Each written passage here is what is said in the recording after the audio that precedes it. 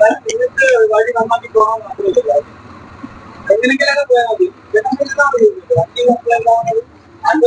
വണ്ടി കുളിപ്പിച്ച് കുളിപ്പിച്ച് കൊച്ചിനെ ഇല്ലാതാക്കിയെന്ന പഴമൊഴിയുടെ യാഥാർത്ഥ്യം മനസ്സിലാക്കണമെങ്കിൽ അലിമുക്ക് കറവൂർ പാതയിലൂടെ ഒന്ന് സഞ്ചരിക്കണം.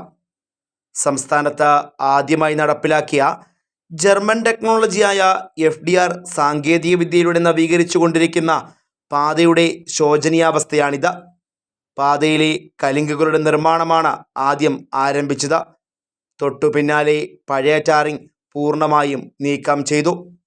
ഇതോടെ ഒരു ഓഫ് റോഡ് ഡ്രൈവിംഗ് ആണ് ഈ പാതയിലൂടെയുള്ള യാത്രക്കാർക്ക് അധികൃതർ സമ്മാനിക്കുന്നത്. അലിമുക്കിൽ നിന്നും അച്ചൻകോവിലേക്കുള്ള പ്രധാന സഞ്ചാര മാർഗം കൂടിയാണിത്. ഇതുവഴി അന്തർ സംസ്ഥാന യാത്രയും സാധ്യമാണ്. അച്ചൻകോവിൽ ക്ഷേത്രത്തിലേക്കും ഫാമിംഗ് കോർപ്പറേഷൻ്റെ തോട്ടങ്ങളിലേക്കും കിഴക്കൻ മേഖലയിലെ വിനോദസഞ്ചാര കേന്ദ്രങ്ങളിലേക്കുമുള്ള ആളുകൾ നിരന്തരം ആശ്രയിക്കുന്ന ഈ പാതയെയാണ്.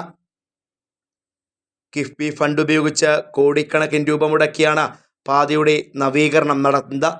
എന്നാൽ 8 മാസത്തിലധികമായി നടുവൊടിക്കുന്ന യാത്രയാണ് ഈ പാതയിലൂടെ യാത്രക്കാർക്ക് ലഭിക്കുന്നത്. പത്തനാപുരം പള്ളിമുക്കിൽ നിന്നും ആരംഭിച്ച നവീകരണ പ്രവർത്തനങ്ങൾ പുന്നല കറവൂർ വഴി അലിമുക്കിൽ അവസാനിക്കുന്നതാണ് പദ്ധതി. നിലവിലുള്ള ടാറിംഗ് പൂർണ്ണമായും നീക്കം ചെയ്ത ശേഷം FDR സാങ്കേതിക വിദ്യയിലൂടെയാണ് നവീകരണം നടപ്പിലാക്കുന്നത്.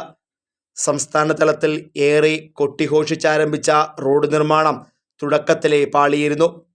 കറവൂർ അലിമുക്ക് പാതയുടെ നവീകരണത്തിന് മുൻപേ ആരംഭിച്ച പത്തനാപുരം നിയോജക മണ്ഡലത്തിലെ മഞ്ചള്ളൂർ ഏനാത്തുപാതയുടെ നിർമ്മാണം പോലും ഇതേവരെയും പൂർത്തിയായിട്ടില്ല. KSRTC അടക്കമുള്ള വാഹനങ്ങൾ സർവീസ് നടത്തുന്ന അലിമുക്ക് കറവൂർ പാതയുടെ അറ്റകുറ്റപ്പണികൾ വേഗത്തിൽ പൂർത്തിയാക്കണമെന്ന ആവശ്യം ശക്തമാകുന്നുണ്ട്.